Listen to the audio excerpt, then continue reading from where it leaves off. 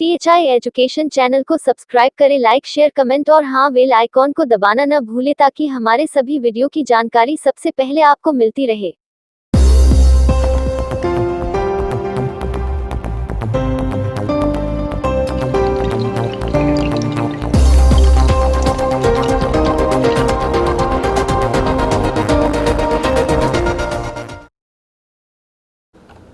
Hello बच्चों, DHI education channel में आपका एक बार फिर से स्वागत है। मैं अंगद वर्मा, आपका फिजिक्स टीचर।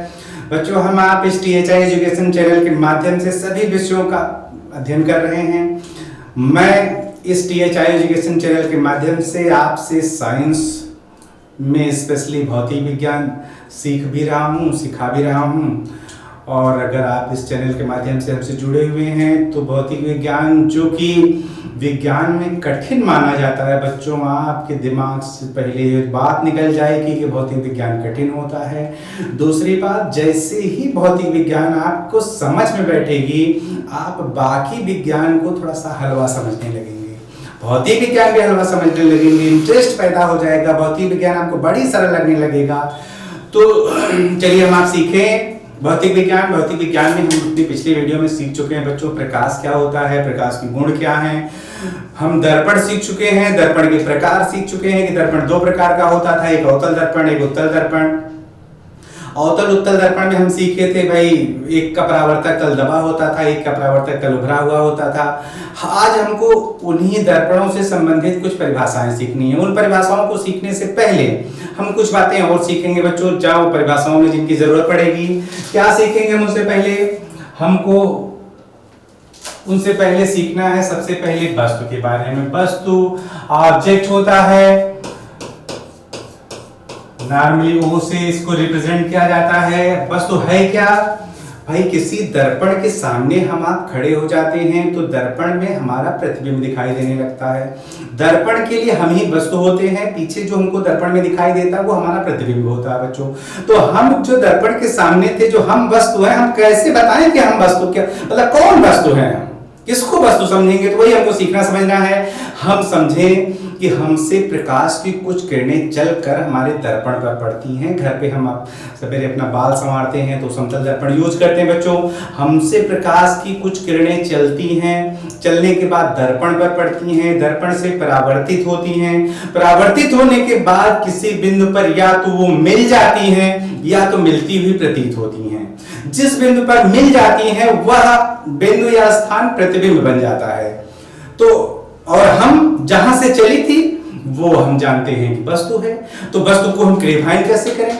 हम डिफाइन करेंगे कि वस्तु वह स्थान है जहां से आपतित किरणें चलती हैं, या आपतित किरणें जिस बिंदु या स्थान पर मिलती हैं या मिलती हुई प्रतीत भी होती हैं। एक दर्पण के केस में मिलती हुई प्रतीत नहीं होंगी, दर्पण एक से ज्यादा होंगे तो आपतित किरणें भी मिलती हुई प्रतीत होती है बच्चों। जब दर्पण एक से ज्यादा होता है तो एक दर्पण के द्वारा बनाया गया प्रतिबिंब जो होता है वो दूसरे दर्पण के लिए वस्तु बन जाता है, तो उस दशा में प्रतीत भी होती हैं किरणें। लेकिन एक दर्पण के केस में ऐसा नहीं होगा। तो आप वस्तु की डिफिनेशन याद कर लें कि वह स्थान या बिंदु जहां आपतित किरणें मिलती हैं अथवा मिलती हुई प्रतीत होती हैं। तो भाई वस्तु जान गए कि जहां आपतित किरणें मिलती हैं या मिलती हुई प्रतीत होती हैं वस्तु कहलाता है। तो वस्तु भी दो प्रकार का हम जान गए होंगे, एक जहां वास्तव में मिलती है उसको वास्तविक वस्तु कहा जाता है, एक जहां मिलती हुई प्रतीत होती है उसको आभासी कहा जाता है। वह स्थान माने वास्तविक वस्तु किसको कहेंगे? वह स्थान या बिंदु जहां आपतित किरणें वास्तव में मिलती हैं वास्तविक वस्तु कहलाता है। वह स्थान या बिंदु जहां आपतित किरणें मिलती हुई प्रतीत होती हैं आभासी वस्तु कहलाता है। भाई वस्तु हमें याद हो गया, तो वस्तु के बाद हम अगली डिफिनेशन पे चलें। हमको अगली डिफिनेशन पढ़नी है प्रतिबिंब की। प्रतिबिंब क्या होता है बच्चों? प्रतिबिंब वही जो हम बाल संवारते समय अपना चेहरा देखते हैं, हमारा ही चेहरा, अब हम वस्तु थे, हमारा ही चेहरा हमारा प्रतिबिंब है, उस दर्पण के पीछे दिखाई पड़ता है। तो क्या था प्रतिबिंब? हम याद कैसे करेंगे, लिखेंगे क्या प्रतिबिंब क्या होता है? आप बताएंगे कि भी किसी भी वस्तु से चलने वाली प्रकाश की किरणें गोलीय दर्पण या समतल दर्पण, किसी भी दर्पण से परावर्तित होने के बाद जिस बिंदु पर मिलती हैं अथवा मिलती हुई प्रतीत होती है बच्चों, वही बिंदु या स्थान प्रतिबिंब कहलाता है। याद कर ले, अच्छे से याद कर ले कि किसी वस्तु से चलने वाली प्रकाश की किरणें गोलीय दर्पणों से या दर्पणों से परावर्तित होने के बाद जिस बिंदु पर मिलती हैं अथवा मिलती हुई प्रतीत होती हैं, वही स्थान या बिंदु प्रतिबिंब कहलाता है। तो आपके मन में बैठ रहा होगा कि कौन वाली मिल रही हैं? तो आप कह रहे हैं कि परावर्तित होने के बाद जिस स्थान या बिंदु पर मिलती है, तो परावर्तित होने के बाद तो परावर्तित किरणें मिलेंगी। तो आप ये भी कह सकते हैं कि प्रतिबिंब वह स्थान या बिंदु होता है जहां परावर्तित किरणें मिलती हैं अथवा मिलती हुई प्रतीत होती हैं। छोटी सी परिभाषा, प्रतिबिंब की क्या परिभाषा? वह स्थान या बिंदु जहां परावर्तित किरणें मिलती हैं अथवा मिलती हुई प्रतीत होती हैं। तो बच्चों अभी हम लेंस पढ़ेंगे। लेंस के टाइम हमको परावर्तन नहीं अपवर्तन सिखाया जाएगा, और वहां परावर्तित, जहां ये परावर्तित किरणें हो रही हैं वहां अपवर्तित होंगी किरणें, और अपवर्तित किरणें जिस स्थान पर मिलेंगी या मिलती हुई प्रतीत होंगी वह स्थान प्रतिबिंब कहलाएगा। तो आपके मन में दो बात बैठ गई होगी। इसका मतलब है कि जहां परावर्तित मिलती या मिलती प्रतीत होती है वो भी प्रतिबिंब है, वो दर्पण के केस में होगा, और जहां अपवर्तित किरणें भी मिलती या मिलती हुई प्रतीत होती हैं वह बिंदु भी प्रतिबिंब होता है। दोनों मिला दे बच्चों तो क्या कह देंगे? वह स्थान या बिंदु जहां परावर्तित या अपवर्तित किरणें मिलती हैं अथवा मिलती हुई प्रतीत होती हैं प्रतिबिंब कहलाता है। यही लिख लें आप कॉपी खोलकर, वह स्थान या बिंदु जहां परावर्तित या अपवर्तित किरणें मिलती हैं अथवा मिलती हुई प्रतीत होती हैं प्रतिबिंब कहलाता है। याद हो गया? तो प्रतिबिंब भी दो प्रकार का होगा बच्चों, जो कि आपने अभी कहा दिया कि कहीं वास्तव में मिल रही है, कहीं मिलती हुई प्रतीत हो रही है। तो प्रतिबिंब भी दो प्रकार का होता है, एक वास्तविक प्रतिबिंब होता है और दूसरा आभासी प्रतिबिंब होता है। दोनों डेफिनेशंस आपके लिए बहुत इंपॉर्टेंट है। दोनों डेफिनेशंस आपको एकदम रटा जाए, क्योंकि अभी आपको बार बार इसका एप्लीकेशन मिलेगा, इसका उपयोग मिलेगा कि हाँ दोनों डेफिनेशंस दिखेंगे आपको। क्या वास्तविक प्रतिबिंब की परिभाषा? बस उसी में जहां वास्तव में मिलेंगे वो वास्तविक, जहां मिलती हुई प्रतीत हुई वो आभासी। तो क्या परिभाषा वास्तविक प्रतिबिंब की? वह स्थान या बिंदु जहां परावर्तित या अपवर्तित किरणें वास्तव में मिलती हैं वास्तविक प्रतिबिंब कहलाता है। जो छोटी सी परिभाषा है एकदम अच्छे से याद हो जाएगी। वह स्थान या बिंदु जहां परावर्तित किरणें, परावर्तित या अपवर्तित किरणें मिलती हैं, वास्तव में मिलती हैं, वास्तविक प्रतिबिंब कहलाता है। इसे आभासी प्रतिबिंब। वह स्थान या बिंदु जहां परावर्तित या अपवर्तित किरणें मिलती हुई प्रतीत होती हैं, वह स्थान या बिंदु जहां परावर्तित या अपवर्तित किरणें मिलती हुई प्रतीत होती हैं वह आभासी प्रतिबिंब कहलाता है। इन दोनों प्रतिबिंबों के बारे में दो बातें और याद करनी है बच्चों। वास्तविक की परिभाषा आप याद कर लिए, तो वास्तविक के बारे में याद कर लें कि ये हमेशा उल्टे होते हैं। वास्तविक प्रतिबिंब हमेशा उल्टे होते हैं। उल्टा भी इसका याद कर लें कि अगर कोई प्रतिबिंब उल्टा है तो वह वास्तविक है, निसंदेह। दूसरी बात याद कर लेनी है आपको कि ये पर्दे पर बन सकते हैं। ये प्रतिबिंब जो वास्तविक प्रतिबिंब है ये पर्दे पर बनाए जा सकते हैं। याद हो क्या? तीसरी बात और आपको याद करनी कि दर्पण में, दर्पण के आगे बनते हैं। दर्पण में बच्चों कहां बनेंगे? दर्पण के आगे। तो वास्तविक प्रतिबिंब हमेशा उल्टे होते हैं, पर्दे पर प्राप्त किए जा सकते हैं और दर्पण में, दर्पण के आगे बनते हैं। याद हो गया वास्तविक प्रतिबिंब? परिभाषा फिर से सुन लें। वास्तविक याद हो गया, आभासी अपने आप याद हो जाएगा। वास्तविक क्या परिभाषा? वह स्थान या बिंदु जहां परावर्तित या अपवर्तित किरणें वास्तव में मिलती हैं वास्तविक प्रतिबिंब कहलाता है।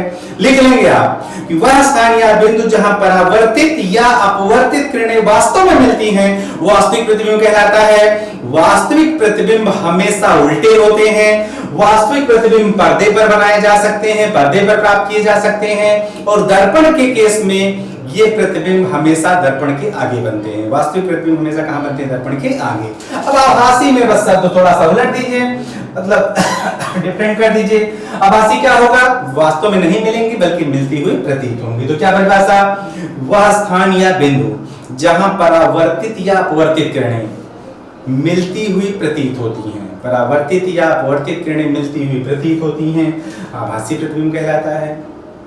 आभासी प्रतिबिंब बच्चों हमेशा सीधे होते हैं। याद किए रहेंगे कि आभासी हमेशा कैसे होंगे? सीधे। भाई सीधे होने के साथ साथ पर्दे पर प्राप्त नहीं किए जा सकते हैं। आभासी प्रतिबिंब पर्दे पर प्राप्त नहीं किए जा सकते हैं बच्चों। और एक लाइन और कि ये दर्पण के केस में दर्पण के पीछे बनते हैं, आभासी प्रतिबिंब हमेशा दर्पण के पीछे। तो एक तो हम जान गए भाई मिलती हुई प्रतीत होती हैं, दूसरी जान गए हमेशा सीधे होते हैं, फिर जान गए कि पर्दे पर नहीं प्राप्त किए जा सकते हैं, और फिर जान गए कि ये दर्पण के केस में दर्पण के पीछे बनते हैं। अब वस्तु प्रतिबिंब हो गया बच्चों, दोनों की परिभाषा कई बार रिवाइज की गई है, कॉपी कलम लेकर लिख लेंगे, याद कर लेंगे, अभी याद कर लेंगे तो भी आप देखेंगे इनका एप्लीकेशन आने ही वाला है, कई जगह इनका प्रयोग आएगा, जहां जहां प्रयोग आएगा आप समझ जाएंगे। तब आप उल्टा भी बच्चों याद रहे, यदि कोई प्रतिबिंब उल्टा है तो आप जान जाएंगे कि वो वास्तविक है, यदि कोई प्रतिबिंब सीधा है तो वह आभासी है, यदि कोई प्रतिबिंब पर्दे पर बना है तो आंख मूंद कर जान जाएंगे कि वो वास्तविक है। आपसे कहा दिया गया पर्दे पर यह प्रतिबिंब नहीं बनाया जा सकता है तो आप कह देंगे हाँ वो आभासी ही होगा, वास्तविक नहीं होगा। तो इतनी बातें याद हो गई बच्चों। हम भाई वस्तु और प्रतिबिंब सीख गए। अब वस्तु प्रतिबिंब सीखने के बाद हम अपने आज की टॉपिक पर आ जाते हैं, गोलीय दर्पण संबंधी कुछ परिभाषाएं। गोलीय दर्पण संबंधी परिभाषाओं में हमें कौन कौन सी परिभाषाएं सीखनी बच्चों, ध्यान से एक एक परिभाषा हम याद करते जाएं। आपके सामने दोनों गोलीय दर्पण, अवतल दर्पण और उत्तल दर्पण स्क्रीन पर है बच्चों। इन दोनों दर्पणों के बारे में हम एक बार डेफिनेशन से याद कर लें। गोलीय दर्पण तो याद किए थे कि वह दर्पण जिसका परावर्तक तल गोल होता है गोलीय दर्पण कहलाता है। हम सीखे थे कैसे बनाया जाता है, तो गोलीय दर्पण कांच का खोखला गोला होता है बच्चों, उसी में से एक हिस्सा काट लिया जाता है। काटने के बाद उसके किसी भाग पर, चाहे दबे भाग पर चाहे उभरे भाग पर, पारे की कलई करके रेड ऑक्साइड का लेना है, और अवतल दर्पण आप देख रहे हैं परावर्तक तल दबा हुआ है। अब हमको इसी गोलीय दर्पण से संबंधित कुछ परिभाषाएं सीखनी है बच्चों। परिभाषाएं सीखने से पहले आप देख लें कि किसी गोले में से ही काटा गया था, काटने के बाद क्या किया गया, कलई किया गया, कलई किया गया तल हो गया। जो कलई किया गया तल, एक तल कलई किया गया, देख रहे हैं आप उभरा वाला कलई कर दिया गया इसमें, तो इसका दबा हुआ परावर्तक हो गया, इसमें दबा हुआ कलई कर दिया गया तो उभरा हुआ परावर्तक हो गया। और आप डेफिनेशन से याद कर लिए थे कि वह दर्पण जिसका परावर्तक तल उभरा होगा वो उत्तल दर्पण कहलाएगा, और वह दर्पण जिसका परावर्तक तल दबा होगा वो अवतल दर्पण कहलाएगा। इतना तो सीखा था आपने। इतना सीखने के बाद चलिए आगे हमको डेफिनेशंस क्या क्या याद करनी है। पहली डेफिनेशन बच्चों हमको याद करनी है ध्रुव। ध्रुव को पोल भी कहा जाता है, पी से रिप्रेजेंट किया जाता है। पोल क्या होता है, हम सिंपल छोटी सी परिभाषा, कॉपी कलम है हाथ में, पहले समझ लें फिर अभी लिख लेंगे। गोलीय दर्पणों के परावर्तक तल का मध्य बिंदु, याद हुआ, गोलीय दर्पणों के परावर्तक तल का मध्य बिंदु ही ध्रुव कहलाता है। आप देख रहे होंगे ये अवतल दर्पण था, इसका ये मध्य बिंदु है, ध्रुव है। ये आपका उत्तल दर्पण है, हम समझ रहे हैं कि ये मध्य बिंदु है, ध्रुव है, पी से प्रदर्शित किया गया है। दिखाई दे रहा होगा आपको, ये पी है, यहां पी है, यही ध्रुव है बच्चों। याद हो गया होगा, हम जान रहे हैं। नहीं याद हुआ होगा तभी याद हो जाएगा। हमको दूसरी परिभाषा याद करनी बच्चों, वक्रता केंद्र, सेंटर ऑफ कर्वेचर। वक्रता केंद्र क्या होता है बच्चों, गोलीय दर्पण जिस खोखले गोले से काटा जाता है, जिस खोखले गोले का भाग होता है उसका केंद्र ही वक्रता केंद्र कहलाता है। याद हुआ, गोलीय दर्पण जिस खोखले गोले से काटा जाता है या जिस खोखले गोले का अंश होता है उसका केंद्र ही वक्रता केंद्र कहलाता है। जैसे अवतल दर्पण है, अब इतने बड़े गोले में से काटा गया है, ये उसका केंद्र है बच्चों, यही केंद्र ही वक्रता केंद्र है। ये इस गोले में से काटा गया है, हम समझ रहे हैं कि यहाँ केंद्र है, तो ये केंद्र ही हम समझ रहे हैं कि इस उत्तल दर्पण का क्या है, वक्रता केंद्र। दोनों पहचान लें कि भाई अवतल दर्पण का वक्रता केंद्र अंदर की तरफ है और उत्तल, दोनों का अंदर की तरफ, ये केंद्र अंदर ही होता है हम जानते हैं। लेकिन आप जानते रहेंगे कि अवतल में परावर्तक तल की तरफ है और उत्तल में जो कलई किया हुआ तल है उसकी तरफ है। तो दो परिभाषा आपको याद होगी, ध्रुव याद हो गया कि गोलीय दर्पण के परावर्तक तल का मध्य बिंदु ध्रुव कहलाता है। वक्रता केंद्र याद हो गया कि गोलीय दर्पण जिस खोखले गोले में से काटा गया है उसका केंद्र ही वक्रता केंद्र कहलाता है। सी से प्रेजेंट किया जाता है बच्चों, सेंटर ऑफ कर्वेचर है, वही सी लिखा गया है। तीसरी डेफिनेशन हमको याद करनी है, वक्रता त्रिज्या।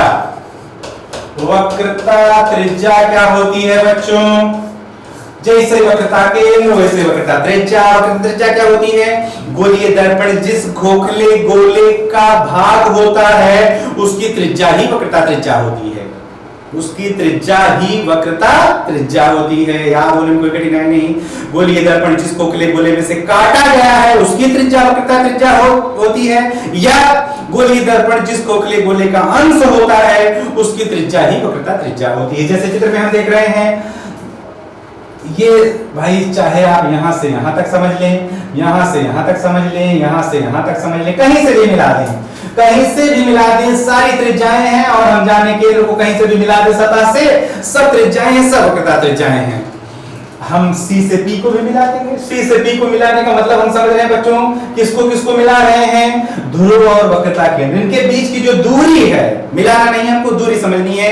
ध्रुव और वक्रता केंद्र के बीच की जो दूरी है वो भी वक्रता त्रिज्या है, समझे रहें। लेकिन लिखेंगे आप कि गोलीय दर्पण जिस खोखले गोले का भाग होता है उसकी त्रिज्या वक्रता त्रिज्या होती है। याद हो गया होगा। चौथी और एक और महत्वपूर्ण परिभाषा आपको याद करनी है, मुख्य अक्ष, प्रिंसिपल एक्सिस। मुख्य अक्ष क्या होती है बच्चों, बहुत ही जरूरत पड़ेगी, बार बार मुख्य अक्ष का नाम लिया जाएगा। तो मुख्य अक्ष क्या होता है, गोलीय दर्पणों के ध्रुव और वक्रता केंद्र को मिलाने वाली सरल रेखा। ध्रुव और वक्रता केंद्र, ये देख रहे हैं ध्रुव, ये देख रहे हैं वक्रता केंद्र, इनको मिलाने वाली सरल रेखा चाहे जितनी बढ़ा दी जाए बच्चों, वही सरल रेखा गोलीय दर्पण की मुख्य अक्ष कहलाएगी। यही रेखा CP, चाहे जितनी दाएं बढ़ा दे चाहे जितनी बाएं बढ़ा दें, यही रेखा मुख्य अक्ष है।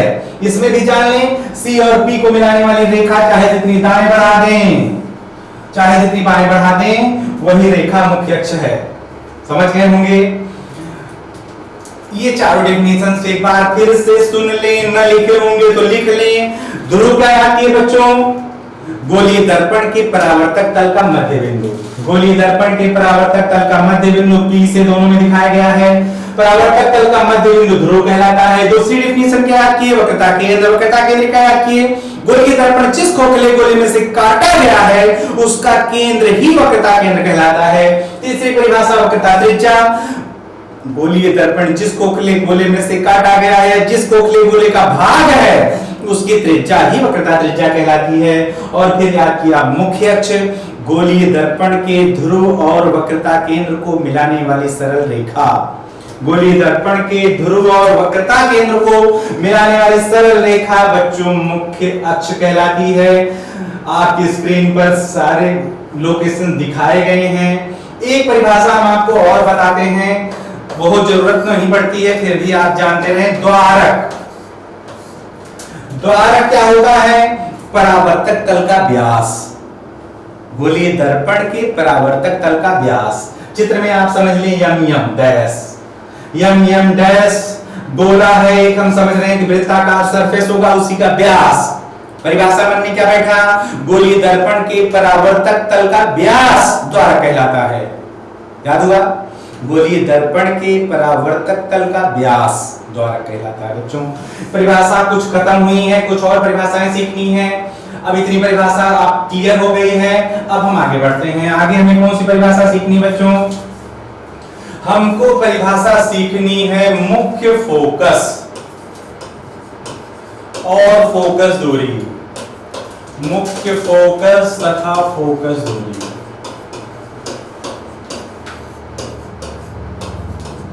मुख्य फोकस और फोकस दूरी हमको सीखना है बच्चों। मुख्य फोकस और फोकस दूरी हम सीखेंगे दोनों ही दर्पणों के लिए बारी बारी। एक दर्पण आप देख रहे होंगे आपके सामने स्क्रीन पर है, उस दर्पण को आप समझ रहे, पहचान रहे बच्चों, कौन दर्पण है ये, ध्यान रहे, उत्तल दर्पण है। अब थोड़ा सा आप समझ लें मुख्य फोकस किसको कहेंगे या फोकस दूरी किसको कहेंगे। परिभाषा पहले मन में बैठाएं कि मुख्य अक्ष के समांतर आने वाली किरणें, मुख्य अक्ष के समांतर आने वाली किरणें गोलीय दर्पणों से परावर्तित होने के बाद मुख्य अक्ष के जिस बिंदु से जाती हैं अथवा जिस बिंदु से आती हुई प्रतीत होती हैं, जिस बिंदु से जाती हैं यह अवतल दर्पण है, और जिस बिंदु से आती हुई प्रतीत होती हैं यह उत्तल दर्पण है, वही बिंदु मुख्य फोकस कहलाता है। याद हुआ, फिर से याद कर लें। मुख्य अक्ष के समांतर आने वाली किरणें। बच्चों दिखाई दे रहा होगा, ये मुख्य अक्ष है, मुख्य अक्ष है, ये आप समझ रहे होंगे क्या है, वक्रता केंद्र। ये समझ रहे होंगे ध्रुव है, ध्रुव जब वक्रता केंद्र को मिलाने वाली रेखा मुख्य अक्ष हो गई, मुख्य अक्ष दिखा दिया गया।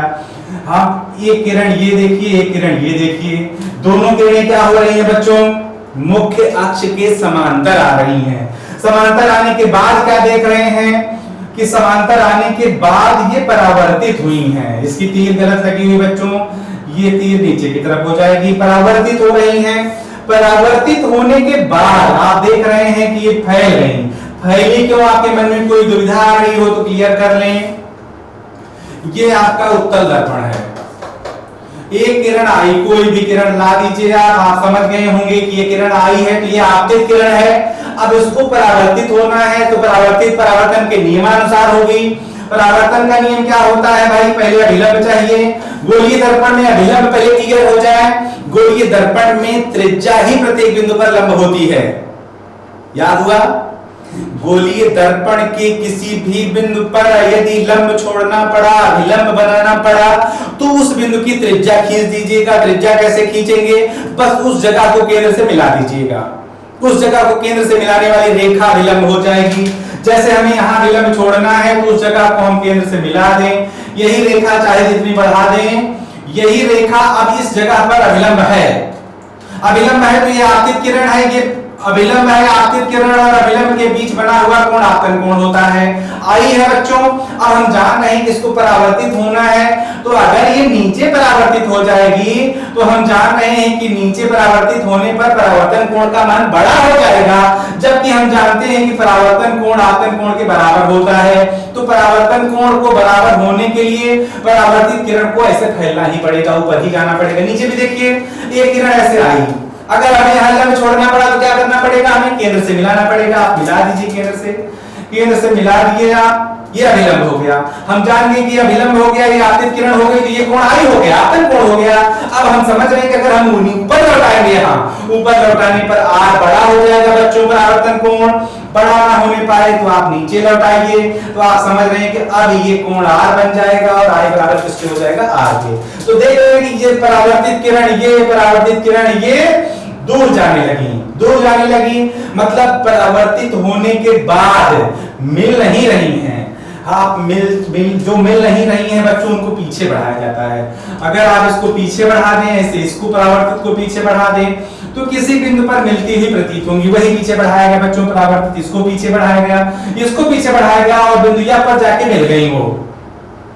तो यही बिंदु यह आपके उत्तल दर्पण का मुख्य फोकस है। बहुत इंपॉर्टेंट डिफिनेशन है। आप मान लीजिए कि इम्तिहान में आ रहा है, एकदम रट जाए अभी का अभी, तुरंत आपको अभी का अभी एकदम रट जाए, एकदम समझ लो कि इम्तिहान में आ रहा है। नहीं आया तो इससे जुड़ा कुछ न कुछ प्रश्न आप एक नंबर मान लीजिए आपके खाते में गया, अगर आप रट लिए अभी का भी। चलिए रटिए, इसको फिर से दिमाग में बैठाइए एकदम अच्छे से। परिभाषा पहले मन में बैठा लें कि मुख्य अक्ष के समांतर आने वाली किरणें गोलीय दर्पणों से परावर्तित होने के बाद बच्चों, ये आपका उत्तल दर्पण था। ऐसे ही आप अपने अवतल दर्पण को भी देखिए। अवतल दर्पण है आपका, ये जगह भाई मुख्य फोकस दिखा दी गई, यही कहीं हम समझ रहे हैं कि वक्रता केंद्र भी होगा। ये किरण कैसे आई है, मुख्य अक्ष के समांतर, मुख्य अक्ष के समांतर आई है बच्चों, इधर से लौट रही है। यहाँ देख रहे हैं लौट रही है, क्यों वहीं से लौटी? अगर आपके मन में कोई बात बैठ रही हो, कहां वहीं से लौटा दिए, उसमें देखे तो उत्तर था तो मैं ऊपर लौटा दिए, हमें मनमाना नीचे लौटा दे रहे, तो मनमाना नहीं लौटा रहे हैं बच्चों, परावर्तन के नियम से लौटाया जा रहा है। कैसे लौटाया जा रहा है परावर्तन के नियम से, देखिए फिर से। ये आपका अवतल दर्पण हो गया बच्चों, ये मुख्य अक्ष हो गई, एक किरण आई मुख्य अक्ष के समांतर। हम जान गए कि अब इसको लौटाना है, ये आपतित किरण है तो हमको अभिलंब चाहिए। अभिलंब के लिए आप जानते हैं त्रिज्या विलंब होती है, तो आप केंद्र से मिला दीजिए, त्रिज्या हो गई, ये अभिलंब हो गया, ये आपतित किरण हो गई, और आपतित किरण और अभिलंब के बीच का कोण आपतन कोण हो गया। अब अगर आप ऊपर लौटा देंगे तो ऊपर लौटने वाली किरण के लिए अभिलंब और परावर्तित किरण के बीच का कोण बड़ा हो जाएगा बच्चों, जबकि हम जानते हैं आई बराबर होता है आर के। इसका मतलब इसको ऊपर नहीं जाना है, इसको नीचे ऐसे लौट जाना है। ये परावर्तित किरण हो गई। ये किरण ऐसे और ले आते हैं ना, इसका ऊपर वाली किरण है तो नीचे कर दी, अब नीचे वाली कहां ले जाएंगे, तो नीचे वाली भी देखिए, समझिए ध्यान से, नीचे भी एक किरण समांतर आई। अब अभिलंब छोड़ना है तो क्या करेंगे आप, क्या करेंगे जानते हैं एकदम अच्छे से कि केंद्र से मिला देंगे। केंद्र से मिला दिए बच्चों, ये कोण हम समझ गए कि आई बन गया। अब हम जानते हैं इसी के बराबर आर में बनना, अगर आप इसको नीचे कर देंगे तो आप समझ रहे हैं कि नीचे करने पर आर का मान आई से बड़ा हो जाएगा, और आई आर से बड़ा नहीं होता है, बराबर होता है। इसलिए इसको ऊपर जाना पड़ेगा। ये परावर्तित किरण होगी और ये कोण बनेगा आपका आर। यहाँ ये कोण बना था आर, आप आई बराबर आर के, यहाँ भी आई बराबर आर के संभव है। तो ये जहां काट देंगी, ये जहां काट रही है परावर्तित, ये परावर्तित, ये परावर्तित, जिस बिंदु पर मिलती हैं, फिर से याद कर लें, जिस और उत्तर में क्या हुआ था, जिस बिंदु पर मिलती हुई प्रतीत हो रही थी। इसमें क्या याद करना है, जिस बिंदु पर वास्तव में मिलेंगी, ये वास्तव में मिल रही हैं, जिस बिंदु पर वास्तव में मिलती हैं वही जगह बच्चों मुख्य फोकस है। उत्तल अवतल दोनों का क्लियर हो गया, दोनों पहले अलग अलग सुन लो। उत्तल के लिखना होगा, क्या लिखेंगे कि मुख्य अक्ष के समांतर आने वाली किरणें उत्तल दर्पण से परावर्तित होने के बाद मुख्य अक्ष के जिस बिंदु से, मुख्य अक्ष के जिस बिंदु से, ये था अपना, जिस बिंदु से क्या महसूस हो रहा, आती हुई ना, मुख्य अक्ष के जिस बिंदु से आती हुई प्रतीत होगी वो उत्तल दर्पण का मुख्य फोकस कहलाएगा। और अवतल में क्या हो रहा है, मुख्य अक्ष के समांतर आने वाली किरणें गोलीय दर्पण से परावर्तित होने के बाद मुख्य अक्ष के जिस बिंदु से जाती हैं, जिस बिंदु से जाती हैं वो मुख्य फोकस कहलाता है। याद हो गया होगा आपको। अब दोनों अलग अलग नहीं याद करना है, परिभाषा निपटा देंगे, फिगर दोनों एक साथ बना देंगे। क्या परिभाषा लिखेंगे, आप फिर से याद कर लें कि मुख्य अक्ष के समांतर आने वाली किरणें गोलीय दर्पण से परावर्तित होने के बाद मुख्य अक्ष के जिस बिंदु से जाती हैं, मन होगा ब्रैकेट में अवतल दर्पण लिख दीजिएगा, अथवा जिस बिंदु से आती हुई प्रतीत होती हैं, ब्रैकेट में उत्तल दर्पण लिख दीजिएगा, मुख्य फोकस कहलाता है। फिर से याद कर लें, मुख्य अक्ष के समांतर आने वाली किरणें गोलीय दर्पण से परावर्तित होने के बाद मुख्य अक्ष के जिस बिंदु से जाती हैं अथवा जिस बिंदु से आती हुई प्रतीत होती हैं मुख्य फोकस कहलाता है। दोनों फिगर आपके सामने है, ये उत्तल दर्पण के लिए है और फिर ऐसे ही आप उत्तल दर्पण के लिए भी पढ़े थे, ये उत्तल दर्पण के लिए मुख्य फोकस दिखा दिया गया है। अब मुख्य फोकस समझ गए तो फोकस दूरी भी समझ जाए। ध्रुव से मुख्य फोकस की दूरी, ध्रुव से मुख्य फोकस की दूरी फोकस दूरी कहलाती है। ये स्मॉल एफ से प्रदर्शित किया जाता है, मतलब P से लेकर F तक, P से लेकर F तक की जो दूरी है वही फोकस दूरी है। अवतल में भी समझ लें कि P से लेकर F तक की जो दूरी है वही फोकस दूरी है, स्मॉल एफ से प्रदर्शित किया जाएगा। तो फोकस दूरी याद हुआ सबको, फोकस अलग लिखेंगे, फोकस दूरी अलग लिखेंगे। मुख्य फोकस की परिभाषा क्या, मुख्य अक्ष के समांतर आने वाली किरणें गोलीय दर्पण से परावर्तित होने के बाद मुख्य अक्ष के जिस बिंदु से जाती हैं अथवा जिस बिंदु से आती हुई प्रतीत होती हैं मुख्य फोकस कहलाता है। कैपिटल एफ से प्रदर्शित किया जाता है, खत्म। फिर फोकस दूरी आप लिखिए कि गोलीय दर्पणों के मुख्य फोकस और ध्रुव के बीच की दूरी या ध्रुव से मुख्य फोकस की दूरी फोकस दूरी कहलाती है, स्मॉल एफ से प्रदर्शित किया जाता है। इतनी बात याद हो गई। तो एक परिभाषा और याद कर लें, फोकस तल। फोकस तल, चाहे जिसका फोकस तल उत्तल अवतल दोनों का, फोकस तल क्या होता है, मुख्य फोकस से जाने वाला और मुख्य अक्ष के लंबवत तल। कहां से जाने वाला, मुख्य फोकस से, किसके लंबवत, मुख्य अक्ष के, मुख्य फोकस से जाने वाला और मुख्य अक्ष के लंबवत तल। जैसे हम हाथ अपना लगा दें तो तल का मतलब बच्चों लंबाई चौड़ाई जिसके पास हो, आप समझ लें पर्दा है तो मुख्य फोकस पर ऐसे रख दिया गया, यही पर्दा फोकस तल कहलाएगा। ऐसे ही आप समझ लें कि मुख्य अक्ष के लंबवत है और मुख्य फोकस से होकर जाता है, यही फोकस तल कहलाता है, फोकस तल। वैसे ही आप याद कर लें उत्तल में भी ये फोकस तल हो जाएगा, यही है फोकस तल, फोकस तल। कोई दुविधा? अब एक बात आपको बतानी है, वस्तु प्रतिबिंब की परिभाषा सीख गए थे। वस्तु की परिभाषा क्या थी, वह स्थान जहां से आपतित किरणें आती हैं। यहाँ क्या देख रहे हैं परिभाषा में कि किरणें जो आ रही हैं वो मुख्य अक्ष के समांतर आ रही। बच्चों एक बात मन में बैठा लें कि समांतर किरणें हमेशा अनंत से आती हैं। समांतर किरणें कहां से आती हैं, मतलब समांतर किरणें अनंत को ही प्रदर्शित करती हैं। अगर आ रही हैं तो अनंत से आ रही हैं, अगर जा रही हैं तो अनंत को जा रही हैं। अब अगर वो आपतित हैं तो आपके मन में बैठ जाए कि वो वस्तु से आ रही हैं, अगर वो परावर्तित हैं तो आपके मन में बैठ जाए कि वो प्रतिबिंब को जा रही हैं। तो अब दोनों चित्रों में देख लें, इसमें समांतर किरणें आ रही हैं, हम समझ रहे हैं कि भाई इसमें भी समांतर किरणें आ रही हैं, तो वस्तु कहां है? अनंत पर है। एक और बात समझ ली कि वस्तु भी दो प्रकार का होता है, एक बिंदु वस्तु होता है, एक आकार वाली वस्तु होती है। जब बिंदु वस्तु होता है बच्चों, तो किरणें जो आती हैं अनंत से वो आपस में भी समांतर होती हैं, मुख्य अक्ष के भी समांतर होती हैं, आपस में भी समांतर और मुख्य अक्ष के भी समांतर। लेकिन अगर कोई आकार वाली वस्तु हो गई, जैसे ये कोई वस्तु है और अनंत पर है, तो यहां से जो किरणें चलेंगी कि आपस में तो समांतर होंगी लेकिन मुख्य अक्ष के समांतर नहीं होंगी। आपस में समांतर होंगी लेकिन मुख्य अक्ष के समांतर नहीं होंगी। आपको समझना क्या था, जब बिंदु वस्तु होगा तो उसका प्रतिबिंब भी बिंदु प्रतिबिंब होगा, जब आकार वाली वस्तु होगी तो उसका प्रतिबिंब भी आकार वाला होगा, छोटा बड़ा भले बन जाए।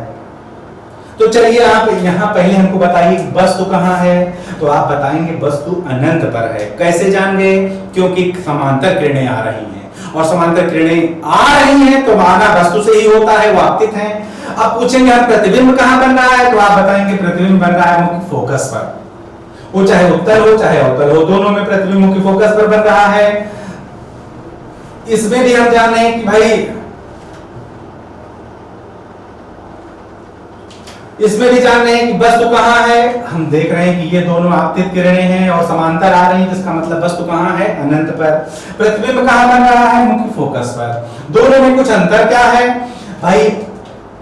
हम जान रहे हैं कि इसका जो प्रतिबिंब है वो आभासी है। क्यों? क्योंकि यहाँ किरणें वास्तव में नहीं मिली हैं बल्कि मिलती हुई प्रतीत हुई हैं, और जो इसका प्रतिबिंब है वो यहाँ किरणें वास्तव में मिली हैं परावर्तित होने के बाद, तो ये प्रतिबिंब वास्तविक है। तो एक बात और बैठ गई होगी आपके मन में कि जब वस्तु अनंत पर होगा तो उसका प्रतिबिंब मुख्य फोकस पर बनेगा।